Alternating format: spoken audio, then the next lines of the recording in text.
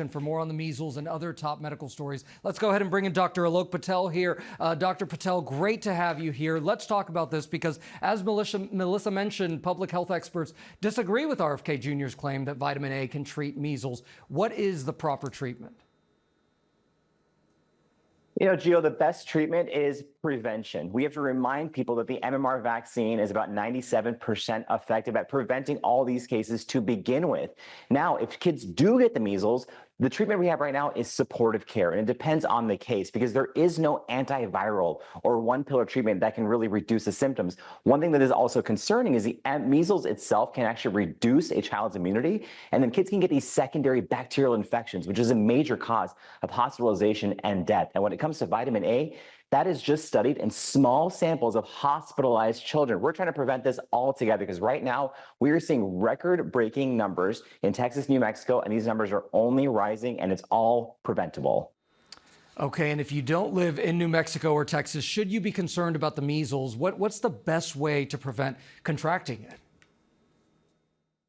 I think everyone right now should be paying attention to headlines, especially if you have young children or someone who has not yet gotten vaccinated and want to make sure that we're getting evidence-based information. But Gio, the headlines we're seeing about measles is a symptom of a much larger problem about making sure that parents are getting evidence-based information when they need it, because we're all just trying to take care of our kids right now, and that the reality that misinformation is still out there. So make sure you're asking those questions. You're going to a validated source, and we want to make sure that vaccine-hesitant individuals feel welcome to go and ask these questions, and we're not pushing anyone away.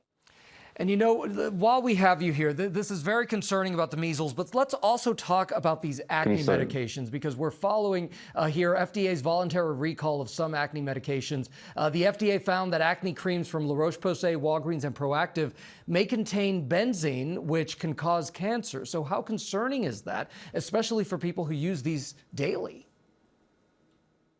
There are a lot of people, Gio, who use these daily. I think the reason these headlines hit so close to home is a lot of people, including yours truly, have experience with buying these acne cleansers from stores. Now, this recall is a retail recall, meaning retailers are instructed to remove these products. No actionable steps yet for consumers, but the FDA looked at about 95 facial cleansers containing benzoyl peroxide, which is one of the more topical ingredients for treating acne. These are ingredients that reduce inflammation and bacterial growth, and found that a few of them, about 6, may contain a harmful amount of benzene, which in some trials have been shown to cause an increased link in cancer. But the FDA stresses that when it comes to these acne cleansers, that these products are relatively safe. It's out of an abundance of caution. But a reminder for everyone out there that if you're struggling with acne, you want to go and make sure you're talking to a healthcare professional about options. And if you do buy a product from a store, make sure you're following directions in terms of expiration date and safe storage. And if you're concerned about what you currently have on your shelves, go online, look up the recall list, and get rid of those products if you feel like you need to do that.